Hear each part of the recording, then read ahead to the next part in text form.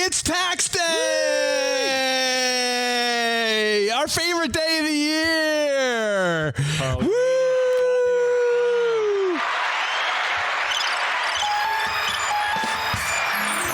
Oh boy, it's that time of year. It's a big one. It's a big one. It's tax day, April 15th. 2024, people. Tax day 2024. Wow, you just had to, this is Matt and John, your co-hosts of the Nailing History podcast, tuning into you on April 15th, tax day. Whatever. It's been a great 4 months. I mean, as soon as Jan 1 came around, dude, I was pumped. I'm like I was getting my W-2s in order. Dude, my W-2 comes in the mail. I'm like, it's better than Christmas. I get to see how much money I made versus how much I gave to the government. It's the best day of the year. Because the whole year I'm just wondering, I see it every paycheck to paycheck, but how much am I giving total to this great government that we have? Fantastic. Amazing. It's amazing. I mean, they're just doing so many great things with it. Yeah, it's great. Great system. Things with it. So much. So I'm so grateful that, when we file these taxes, it's always filed with, most of our money goes to the federal government and not our state. I'm a really big fan of that. And I got mine in pretty early. I couldn't wait till April 15th. I had to get it in fast. So I filed back in like February. I got mine in early too. I always think of taxes. If you get a refund, it kind of makes me mad because I feel like the government as I've been told, the government gets an interest-free loan from you. So yeah, that's right. They don't, which I don't think they technically deserve. I don't think they would give me an interest-free loan. So I like getting my money back as soon as possible. Interest if you owe them money. So that's really nice. Exactly. I've heard some stories. Some people owing some serious cash. Call that a double standard. Don't even. Oh yeah, we just wanted to get on the. We saw. I mean, I looked at our calendar this morning. I was like, oh crap, it's tax day. I got all heated. It's also the 159th anniversary of our 16th president's assassination. So I reached out to Matt. I said, coincidence? ? And I sent. It's April 15th. Lincoln died April 15th, 1865. He was shot. Ford's Theater by Mr. John Wilkes Booth. And that got me wondering. I said, well, hey. Which I am watching. I'm watching a show on Apple TV about the manhunt led by Edwin Stanton to find Lee Harvey Oswald. No. Maybe Lee Harvey was reincarnated. Maybe he reincarnated. John Wilkes Booth. What did he... Well, what don't they say that? Isn't it something like John Wilkes Booth killed Lincoln in a theater and they found him in a book depository, and Lee Harvey Oswald shot Kennedy from a book depository and they found him in a theater? Did they find him in a theater? Lee Harvey Oswald, he was found in a theater? I don't know. Did they find John Wilkes Booth in a book depository? I haven't finished the series. Have you gotten to the part where he actually shoots him? Yeah, it was like the first 5 minutes of the. Did they have it? Did they show what he said when he shot him? Yeah, he said, "Lincoln, see, I'm here to kill you." Dude, come on, man, you should know this. We talked about John Tower last week. John Tower's dad, he broke it. He's a Virginian. You know what he said? You know what Virginians say to tyrants, right? I don't know if it's something to be proud of that your favorite president, his dad used the same words that someone who assassinated the president used to this day. So I'm not trying to say that's true. I'm surprised that hasn't gotten taken off yet. Soon enough. It's such a bad flag. What did he say, John? Semper Tyrannis, which stands for tyrants. As also. Yeah. So he shot Lincoln in the back of the head and then jumped off of the balcony, landed on the stage, broke his ankle, and then took off for took off for Maryland. I don't know where he went. I haven't studied. You're watching the show. I think he went to Maryland. I don't know. I've been half watching it. I mean, he went to Maryland. I'm just totally making this up. I think he went to Maryland and then to escape and then to get fixed up. Probably came to Carroll County. And then, I think there's a lot of Confederate sympathizers in this part of the state at the time. And then he went up to Pennsylvania. Seems like should be going further he didn't go up to south. Pennsylvania.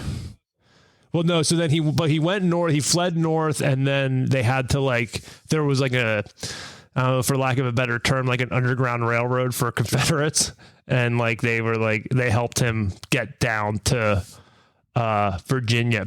He wanted to get back to Richmond. So they worked. So they wanted him to get back to Richmond, and I think the last episode he was like on a boat, I guess on the Chesapeake going to Richmond, I guess. And I think he's going to be very disappointed when he shows up in Richmond. Not much there for him. They're not going to be waiting for him with open arms. I'll say that much. I think he's in for a bit of a doo-doo. Yeah, I think so. It's actually pretty good. The guy who plays Lincoln is like a clown. So like his voice is like, I don't know what Lincoln actually sounded like.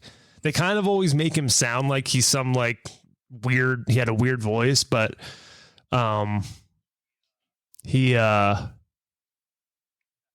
kind of have to default to Daniel Day-Lewis. I mean, I know he's a method actor. He really goes on in his characters, and so I guess he's pretty close. I don't think. Did you see Lincoln? Yeah. A couple times. I saw it in the theater because it came out like right around my dad's birthday, and he always would say that he was like a Civil War buff. For some reason, he would always say, like, I've always been very interested in the Civil War. But then when you would ask him about anything about it, he knows nothing about the Civil War. He just likes to say that. So it was kind of a running joke in our family. So the year that Lincoln was coming out, like around his birthday, it was kind of like, we got to go see it. It's your favorite president, just like really like getting him all hyping him up for it, and him having to just trying to get him to admit that he's not a Civil War buff pretty much. But needless to say, me, him, and my brother-in-law all went to see it in the theater, and none of us sat together because it was so crowded. So we all sat like separate from each other. This was like before the times of like you would buy tickets ahead of time with the assigned seating. Or maybe it was, and it was late. I don't remember. So we all watched it separately, and my dad was very bored. He was very disappointed in the film. I don't know what he expected. He probably was expecting a war film in some way, which was, from what I remember, was the first that's what he was expecting. It was at, I forget which battle. It would have been maybe Petersburg. It was fighting towards the end of the war, because that's when the 13th Amendment, the whole premise of the film is kind of showing Lincoln's struggle to get the 13th Amendment passed, along with the Republicans in Congress. But yeah, the first fight. Yeah, and then it was like 2 minutes of the film was fighting, and then that was it. Yeah, I think what a lot of people took away from it too was that wow, the Democrats were the ones who wanted slavery, and that was like a shock to people who don't understand that political parties change, I guess. The Republicans have never changed. Republicans want slavery now. The Republicans have never changed. That's the thing. But like, it's just kind of an interesting element in terms of like wanting the state to do everything, with their great tax dollars. And that kind of, maybe that's a good segue to kind of our episode. So I kind of thought, well, it's April 15th. This is the anniversary of Lincoln's assassination. But it's tax day. So tax day. We can look at history of the income tax, because some of our listeners may know. We'll probably dive a little deeper into it in a later episode, but we're going to kind of keep it kind of at the very beginnings. God willing. The 16th Amendment gave us the modern income tax as we know it. It happened during the Progressive Era under Woodrow Wilson in the 19-teens. So I love that. Ever since then, it's only been on the up. Wait, what was that? What did Woodrow Wilson do? Came in under his watch, I think. In the Progressive Era. So it wasn't until the early 1900s we got an official constitutional amendment. What was the 16th Amendment? Income tax. Before that, there was nothing. That's what it says. Constitution that allowed. That's what it says. General government. The 16th Amendment is income tax. Followed by. You want the exact wording? I should be bringing my pocket Constitution with me everywhere I go in these podcasts. because You would I've think. had it since I was in like 10th grade. The Congress shall have power to lay and collect taxes on incomes from whatever source derived without apportionment among the several states and without regard to any census. Who would or vote yes on enumeration. that? Sorry? Who would vote yes on that? What the heck was going on in the country back then? Kind of part of the deal. Well, we can get into that, or we can kind of. So that's when it was made into an amendment. And even to this day, though, people would say that the way in which the government collects taxes is unconstitutional, but that's a different story. The very first income tax did not come from the Democratic progressives of the early 1900s. The first direct income tax on individuals in the United States was, in fact, do you want to take a guess? When? And who was president? I'm going to guess Not that I that. read the article with you. Oh, I definitely did not read that. I was busy today, dude. I'm going to guess that it was in 1862 and Abraham Lincoln was the president. Pretty good. That's almost spot on. Is that right? It is. You had to have. That was a complete. That was. Glance. I knew that Lincoln was. I knew that Lincoln was the president. I knew Lincoln was the president. The year was a complete I mean, guess. the year's fine. During the Civil pretty good. War, because Lincoln was only president during the Civil War. I nailed it. So, all those Republican lovers out there, you can blame a Republican for giving us an income tax. I stand on that. So, yeah, very first income tax. It was the first tax paid on individual incomes by residents of the United States. It was a progressive tax that initially levied. What was his reasoning? Wars are expensive. You need to make money. You need to generate income or make money to prosecute a war. You know what Kojak always Situation said. for World War I, World War II, every other war. Military-industrial complexes don't come cheap, I know what Kojak says. So was the 16th Amendment brought in during the World War One? Is that when they were able to get that? World War One. It wasn't as much of an impetus. So at that point, but by the end of the Republicans were always the high tariff party, and so before an income tax, the general government's primary source of revenue, the general government was funded by tariffs and duties. So that was a big point of contention. It was if you could have protective tariffs. So exports and imports? They had to be uniform. One section, let's say New York, they couldn't be charging different rates versus what was, Mobile, Alabama, or somewhere else. Oh, that was a big thing lead up to the Civil War, no? One that often gets swept under the rug, or people kind of shake their head how could a tariff lead to a civil war, or how could federally funded internal improvement? And that's because the North was more industrial and the tariffs were making it harder for the southern states to import the necessary goods to continue farming and whatnot. Primarily from British market, primarily from the British. The British. So the British did it. No, not at all.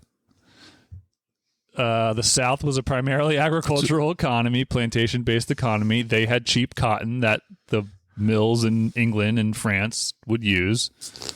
They didn't see why they should have to pay more for more expensive finished goods from northern factories if they have their cotton.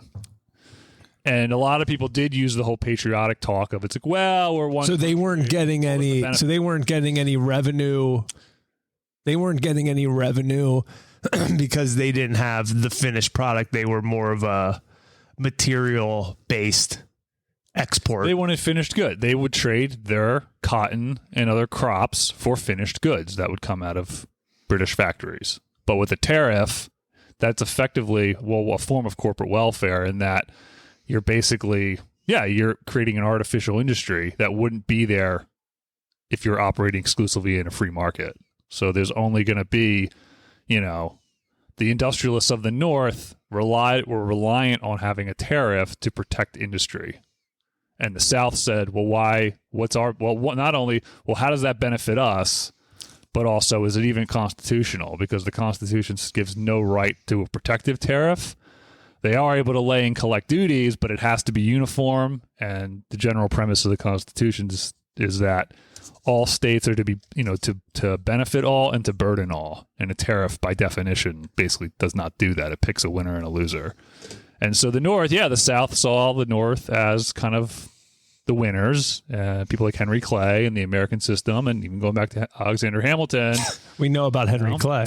Yeah, the North, industrialists and the big pockets, they wanted their tariffs. And even when Lincoln came in, he had his moral tariff, and, he said, I want to fund my government. We're giving my tariff. Even the money coming in from that wasn't enough to pay for the war, so he had to come up with an income tax. And then, What was the reason for that then when the South seceded? They weren't be able to collect tariffs from those states. So then they would have basically closed off ports. So they had to make up for that. So they had to make up for that. They would have had to, the North would have had to either just accept the lost revenue by sheer fact that, however many states were leaving the Union, they would have lost the revenue that those ports would be bringing in. But also, he just wasn't going to let them go because... Well, why the heck do we pay taxes now then? You know what I mean? Well, you know what I mean? Money, it's a good point. It's a good question if they can just print money. So they can just create an inflationary tax. They can just use an inflationary tax structure, But like fast forwarding, so the Civil War. So during the Civil War, the income tax, it was seen as like an emergency power, and I think that's maybe constitutionally some people might have pitched it that way. It was like, well, we need it for a war, and They would have made something up. It only lasted until about 1872, but then from then on, the Republicans ran the show right up until basically Woodrow Wilson came along. Grover Cleveland was in there for a little bit, but the Republicans loved the high tariffs, and from then on, they were a high tariff party. And so the Democrats, even the progressives, they were kind of more in line for a lower tariff, but started kind of leaning into, as populism kind of took root in the late 1800s, they kind of started leaning into an income tax again, which would be on a very small percentage of people. Even those that were proponents of income taxes in the late 19th, early 20th century would never imagine that, your middle income, your middle class, income earner would be paying as much as they pay. So, it's just nuts. So it's pretty sweet. If you like it's income pretty taxes, sweet. Taxes are tight. Short, you could thank the Abraham Lincoln and the Republicans for prosecuting a war to give justification to have an income tax. So there you go. You think they were getting their way the whole time, huh? This was always their plan to be able to collect taxes on April 15th every year. He's everyone's guy. They love him. The left and the right love the guy for different reasons. Who? Lincoln. He's the big government guy. He's the guy. So if you like big military government, you're a modern Republican. He's your guy. If you like other involvement, progressive. I was thinking though, like his death goes like so then he died. We kind of got into that. He got assassinated 3 days, I believe, 3 days after the Appomattox courthouse, where the two Ulysses S. Grant and Robert E. Lee met at Appomattox. Yep. Courthouse. Is that right? 3 days? I don't have this set days in front of me. Theoretically ended the Civil War. There was what? I don't know how many days in between Appomattox to when he was assassinated. That's all I'm saying.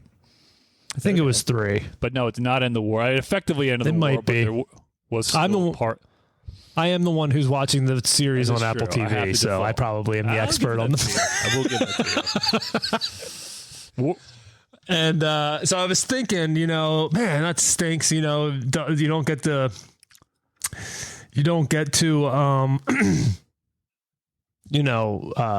enjoy the fruits of your labor. Yeah. As you could say, Lincoln. Sure. Probably had a pretty stressful presidency up until then he finally was like, oh, we won, we're done. I can finally chill and relax, start rebuilding this thing. Yeah. And by this thing, I mean the Union. And then he gets got, and that stinks. And then I was thinking, it's kind of similar to Bradley Knowles' death from Sublime. I was thinking that's what I would compare it to. Yeah, but just the timing. Didn't it happen like in the 90s? just the timing of it. What was the timing? Yeah, it happened in the 90s, John. No, the timing of like, he died. He died before their like greatest album came out. So it's kind of like he wasn't able to enjoy the fruits of his labor. Like, he wasn't able to experience. Comparing a musical artist who sells records and, for a living and music and records and, gets paid for the music they make. Comparing someone who killed 1 million people, got 1 million people killed, no matter how you look at it. Well, I'm not comparing the two, John. I'm not comparing the two lives. I'm comparing the two deaths. The Civil War as a fruit of someone's labor, or a labor from someone that didn't have to prosecute a war. Well, I'm just saying, yeah, but he was stressing. I'm sure he was stressing during the re-election. He got it. Yeah, then he was finally. So he got it. Re-elected. Yeah, so it's kind of like Bradley Noel with Sublime. Okay. I thought you were going to say Kurt Cobain somehow. Spin that in there. But I will. Do you think Lincoln would have been another 3 or 4 termer? No, he would have done 2 terms. No. Everyone. You think? We'll never know. He wasn't FDR. And if the war was over, everyone up until only ran 2 terms. You didn't need an amendment in the Constitution. They put one in after FDR. You didn't need one because people had even Lincoln or anyone, even my least, presidents I'm not a fan of, they at least had enough respect for the office and for the precedent that Lincoln or that Washington set to only be in office for 2 terms. Like, the people just wouldn't consider running for a 3rd term. It would look really out of pocket. It wouldn't look. American public would kind of look down on that until FDR came around. But yeah, no, I think he would have just been in for 2 terms. And I will say, I think his assassination probably did more harm even to the South in its rebuild than it would have had he not died. Because unfortunately, I think we kind of, it's in our high school education. They talk about how John Wilkes Booth, like, again, on this TV show that I'm watching, of course. they talk about, like, they have him like fantasizing about being like the 2nd president of the Confederate States, and like I don't know if he was that delusional, but that's kind of funny to think about, because I think everyone was like, dude, what are you doing? And it wasn't like him. I guess it was like the Know Nothing Party, right, or whatever. Like, they were all kind of in cahoots. Yeah, I don't think anything in the historical record would say that like Jefferson Davis or Alexander Stephens like put him up to it. I think it was, there would have been probably maybe a group, his motive. They thought it was Johnson, though. Lincoln's vice president? Yeah. Well, according to the show on Apple TV, they thought it could have been him. I don't know. I don't think so. You'd think if you want to be president, there's one way to do it. Yeah, but then as soon as Johnson was president, they really put him through, the radical Republicans really put him through the ringer. I don't think he would have known. But like I was saying, yeah, like Lincoln, for all the critiques I obviously have on the guy, I do think he was genuine and that he wanted to preserve the Union. And even if it was ways that I would not agree with, I did think that's what his intent was to do. And he would let the South up easy, which was what he was saying. Like, let's let them up easy. They were never out of the Union. They were in rebellion, so they never left as a state. They were always in the Union, so we're going to let them back in. We're going to, let them up easy. Slavery's done, so we'll have to figure out, what to do with all these freed slaves, and we'll have to work out how to rebuild this thing, rebuild their economy, but let them up easy. Yeah, he wasn't like he didn't want to punish him. Yeah, so Lincoln was a moderate Republican of his party. You had a radical faction, which basically was able to run free after Lincoln. I would say Lincoln might have had trouble enough with them anyway, but Andrew Johnson, I don't think stood a chance. Maybe that's why they had him killed. Maybe that's why they had him could killed. Take care of Andrew Johnson, like he was no problem. Because Andrew Johnson was kind of trying to do that too, but it didn't backfire. It just didn't work. The radical Republicans are far too dominant, and Charles Sumner, Thaddeus Stevens, John Bingham, all these guys. And then, they basically, they wanted to kind of just punish the South as much as they could. And that's why we had, Reconstruction the way we did. Basically turn the whole South into military districts after the war. And they've got the 14th Amendment, 15th Amendment, and basically did not let them up easy. That's for sure. So, yeah, Republican Party. Gotta love them. Well, win some, lose some.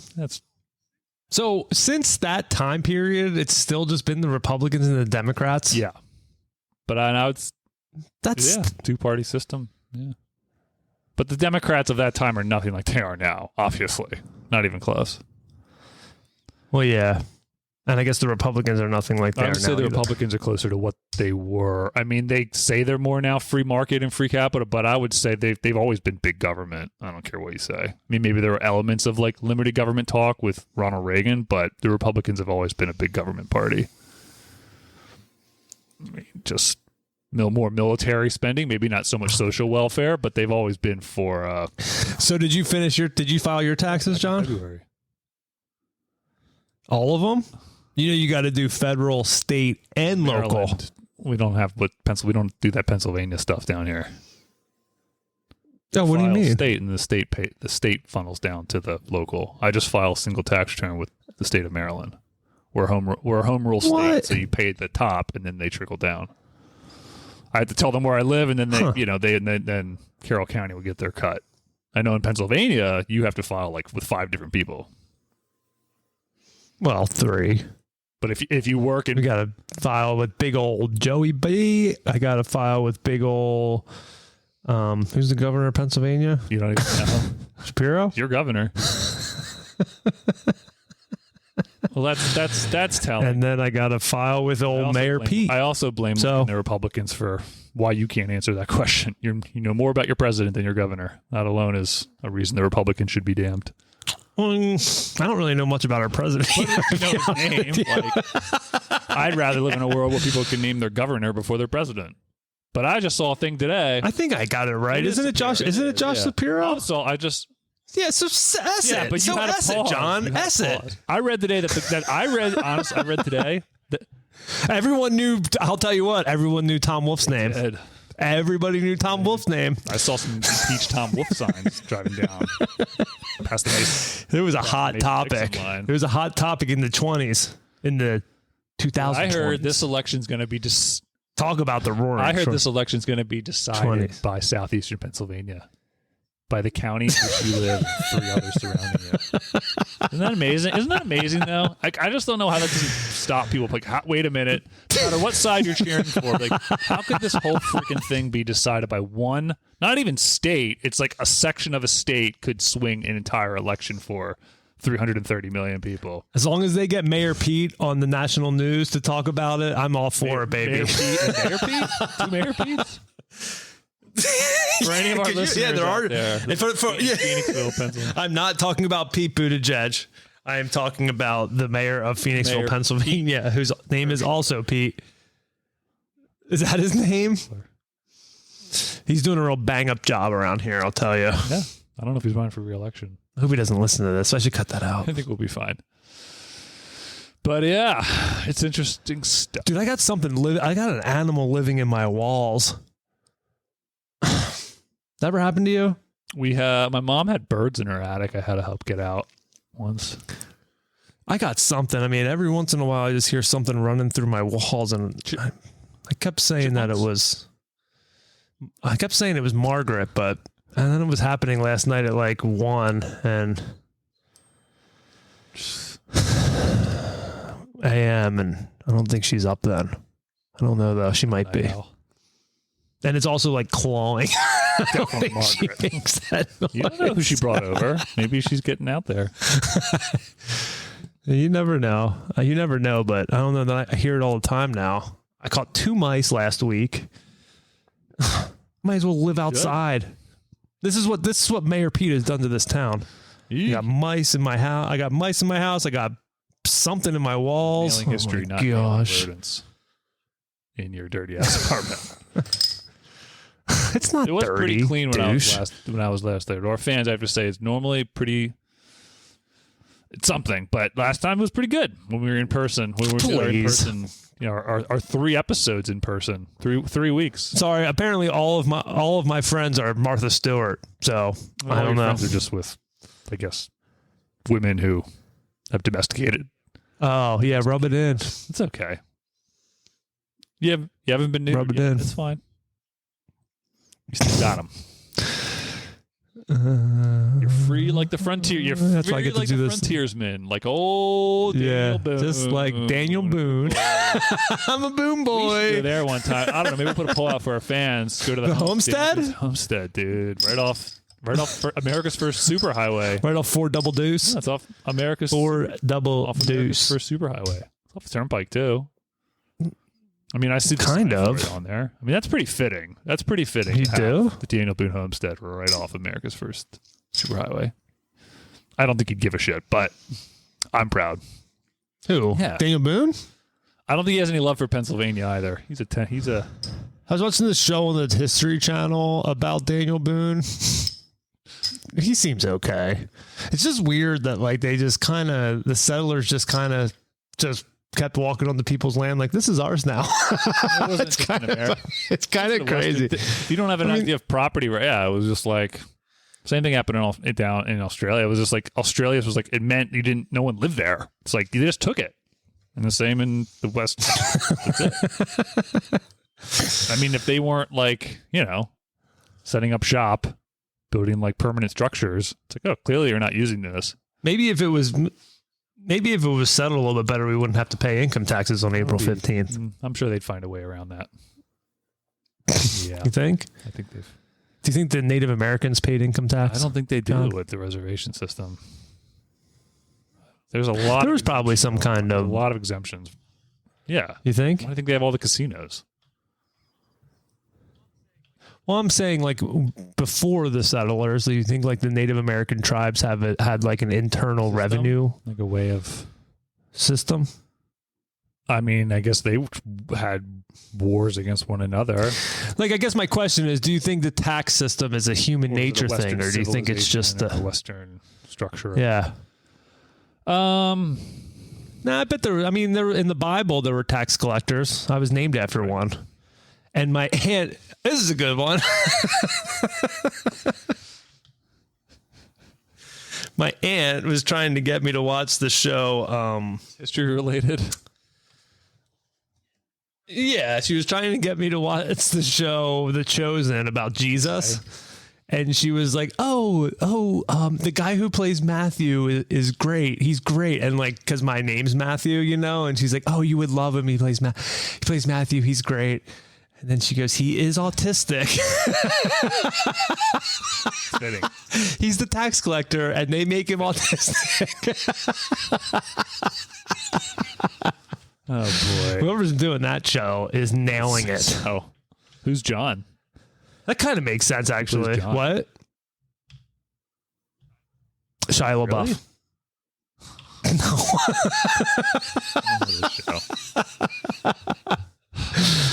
Really? It's a Fox News produced show, I think. Yeah, like I don't know if it's Fox News produced, but the only time I've seen it advertised was on Fox News. Like they play Fox News at the gym. Okay. In front of the treadmills. Like it's like, I think I've said this. I might have even said this on the podcast. It's like Fox News, CNN, Fox News, CNN. Yeah. Next to each other. It's pretty funny to watch. Then they'll have ESPN on every once in a while. And it's funny. And like, with the Fox News channel, it's always like promoting this like Jesus show. Yeah. I don't know. Big evangelical element now in the populace. I think it's their primary base now. Yeah. I guess. It's huge. No talk of national. Well, yeah. The whole national ban on abortion, all that stuff. It's all placating to the evangelical component. Well, that's the whole reason why it's politicized. Yeah. It's like the one. We won't even get him. We won't get into that right now. But use the arm of the state to force the other side to do something they don't want to do. Moral of the story. Well, I did see. I saw the headline. I think it might have been. It was either Fox or CNN. I was at the gym, and it was like, "Oh, Trump using state rights for abortion, something." And I was like, "That's convenient. Use it when you want. Pick and choose." They call that cafeteria politics, I think. Yeah. We know someone who might play that. I think we might know someone else too that does that. Cafeteria something. Is that a thing? Is cafeteria politics a thing? I think I was going to say it. I think I was if you guys once. I think you know who I'm talking about. If our fans don't know what we're alluding to, there's a phrase that I think one of our good friends was called by our religion teacher in high school. He was called a cafeteria Catholic, which, you know, when you go to a cafeteria, you kind of can pick and choose what you want to eat. So, you know, some people can pick and choose what they want to follow in religion, which is basically, you could probably argue that everybody is a bit of a cafeteria Catholic. But if I recall correctly, she was an Orthodox. I mean, she was probably trying to pull one up. Well, I think she was Orthodox Christian too. We had a couple of Orthodox Christian teachers at our school, and she was probably just taking it. But anyway, so that was a whole thing, like cafeteria Catholic. So I'm trying to see if that transposes 100%. To cafeteria politics. That should be a thing. I don't know why people don't talk about that. If I ran for president, I'd run the cafeteria party. I think they call it a flip-flopper. Pick a little bit from just flip-flopping. This could be considered cafeteria politician. I like cafeteria. I like cafeteria Trump's politics a cafeteria better. Politician. For sure. I actually think it's a good thing, though. I think being a cafeteria politician is somewhat of a good thing. The problem is when you there should be a level of consistency. Maybe not. Still, there are not even just consistency. It should be constitutional. First of all, like I hate when someone says states' rights because it's such a loaded term. Yeah, the states are sovereign. I'm sorry. Like, so when they say that it's now a state issue, it's like, well, if it's not in the Constitution, it's implied it is a state issue. It has to be, and. Duh. Yeah. So when they say states' rights, it's like you've got federal rights and states' rights, and they're always competing. Cafeteria politician point. Thomas Jefferson didn't follow the Constitution when he made the Louisiana Purchase. And the embargo act might have been a little dicey too. I don't know. He mulled it over. At least he thought about it. I don't think anyone they might think about it. Do you think Biden in these 4 years has given pause? Is it in the Constitution? Can I do it? I don't know. I don't know. I feel like maybe they just rely on the great Supreme Court. That'll stay this That's their job, isn't it? No, I guess part not. Of their job, the president's the one. Yeah, it was not in the Constitution. Well, they're supposed to check. Patrick Henry said, well, that would be great if they do that, but it's not in the Constitution. They'd strike down unconstitutional federal law, but there's nothing in there that says they can strike down state laws. I mean, until you got the 14th Amendment. Maybe the Supreme Court should be filled with a bunch of just Joe Schmoes. Idiocracy style or something? Idiocracy. Like what? Or Rookie of the Year, but Supreme Court edition. That would be a funny someone just instead of breaking their arm. That would be a funny movie. Is somebody some bozo accidentally gets elected to the Supreme Court and he gets involved. Or what's that? There's something there. Rookie of the Year. It's the kid just broke his arm and then he could throw 100 miles per hour. I've heard there's things where people will fall into a coma. They either hit their head and they wake up speaking Chinese or have a British accent. What if they woke up with a scholar in constitutional law, and next thing you know, they're they're on the Supreme Court? Good work. Just some guy goes to work, ends up in a car accident, ends up in a hospital coma for a week, wakes up, and now he's a Supreme Court judge because he nails every single court case. Is down the line. What would you call it? Supreme man. I don't know. Supreme fart.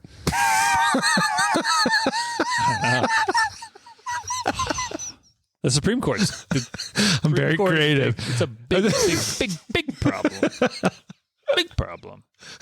Well, let's not get into that. I don't know. History's but he saves the world. That'd be funny. Yeah, not on this episode. We're here to talk about who gave us income taxes, and it's the Republican Party. Well, we were just talking about, tax day. We just wanted to get on here. It's tax day. now. Tax day. It's my favorite day of the year. I love tax day. Maybe you're going to lose any sleep tonight worrying if you're going to get audited or not this year? Well, I haven't filed my taxes yet. No, I filed my federal, like I said, and then my state and local I haven't done yet. Did I already say that? Yeah, I haven't done state and local yet. You did say... I don't own anything, so... Okay. I have to work on the podcast business. Shapiro will get it. He'll understand. And Mayor Pete will... I have to get deductions. I'm running a loss on the podcast. And it has something, there's some equation where it's like amount of money paid times number of listens per week divided by length of episode. You get some kind of tax credit. Right off. Well, I just spent $40 on a converter to be able to do this thing from a MacBook Air, which has one freaking plug in it. I don't know how these things ever took off. Oh, I have a MacBook Air. It's got one USB-C plug. And I have two. Spend $40 I have two. To get a USB and be able to still power the thing. I have two or three, John. Scam. Well, it's an older one. I have two. I think it might be a first generation. Who knows? Who knows? I don't know if that's possible. It's like 15 years old. Maybe I'll get one with my new tax rebate from the refund. Did you get a rebate? Refund. Did you get a refund? Yeah. Did you get a refund? How much did you get? I'll tell you. On air. Was it more or less than $500? Around there. Okay. What are you going to do with it? I don't know. Put it on black. Probably cut a check to the government. I'd say, no, you keep it. Really, you're doing so many good things with it. You keep it. No, you they don't give that option. You can cut Do they give that option anytime you want. They'll take your money. Sure they will. I don't think there's anything stopping you. It'd be funny if that Supreme Court guy starts doing that. Gets in a car accident, wakes up, starts giving the IRS money, and then he's just on a mission to get everyone to voluntarily give more money to the IRS. That becomes his mission in life. No, listen, guys, really, they're doing some awesome things. Well, no, I heard that this with the Inflation Reduction Act, Biden they want to bring a whole ton of more IRS agents on board. They're saying they're going to go after the higher earners, but it's probably not going to happen. So usually, that's the higher earners have the money to not be audited and to not find ways to not get audited. Schmoes like you and me that end up getting it. And when they get audited, they have the people to take care of it. Who's going to audit somebody like me? Most of the audits are people that claim the earned income exclusion, and they're people that make like only thousands of dollars or whatever. It's crazy. It's crazy. What a taxed world we live in, as they say. It's taxing to live in this world, don't you say, John? I just passed a certification, though, to learn a little more about FATCA, which is another sweet tax regulation. We could all want to get in the weeds of that, but that's been... I don't think we do. It's April 15th. We're probably all celebrating. All our listeners are probably out celebrating at the bar with a cocktail. Hope they pay tax on it. Well, I don't know. Dude, that would be cool if tax day you didn't have any sales tax. The state? Well, Delaware, every day. Yeah, but if I had a state, that's what I would do. You would say, well, no taxes for a day? No taxes for a day. April 15th.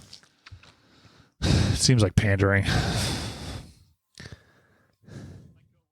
My coworker, he's got this great idea. He's like, man, if I ran for president, I have the easiest solution. You would win every time. I'm like, what's that? And he's like, 1 month out of the year, you don't pay tax.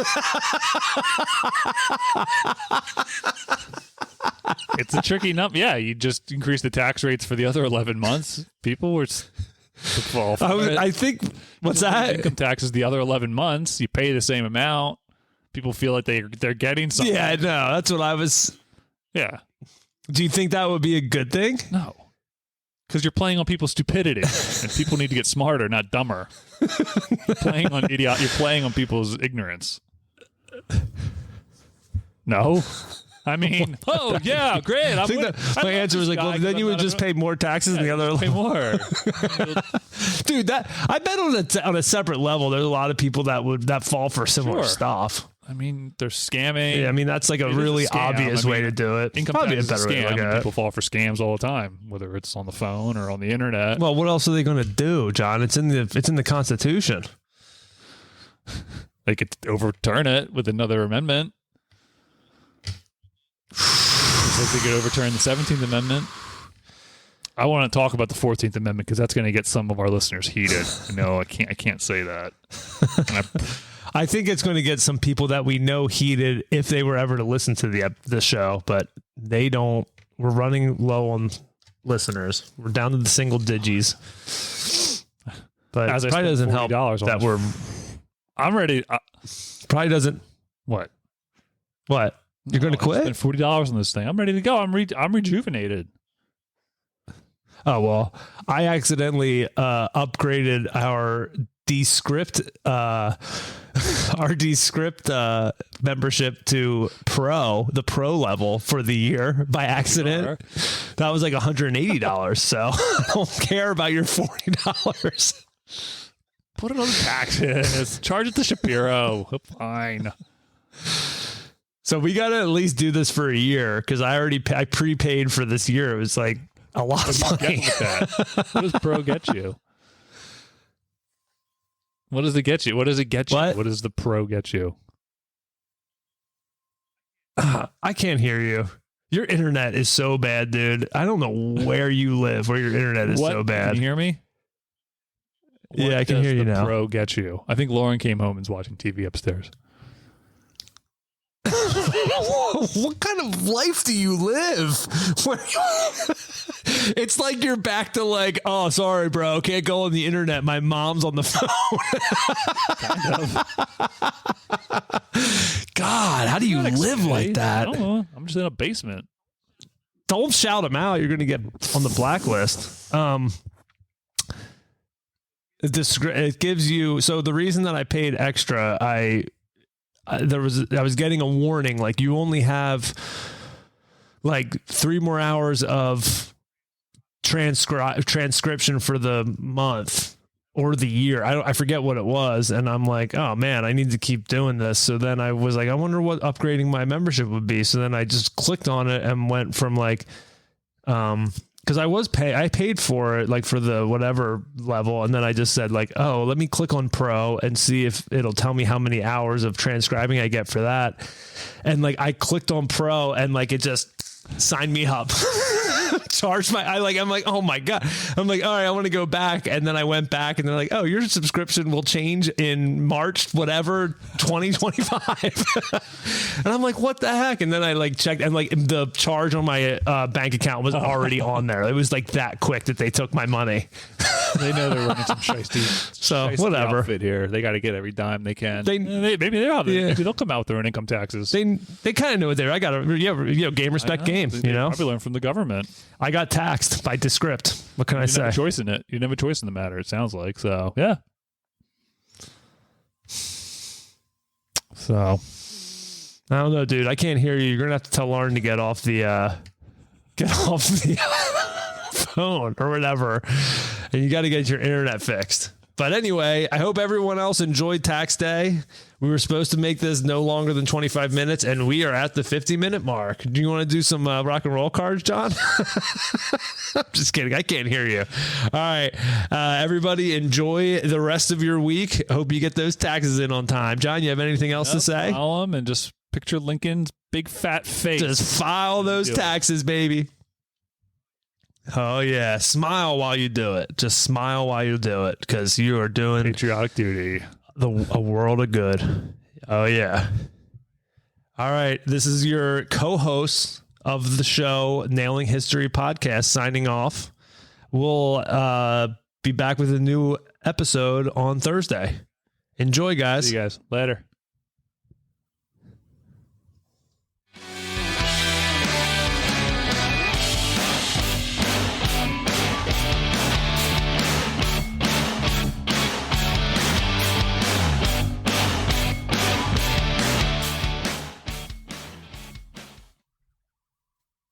I got hairy legs. And we say bye-bye.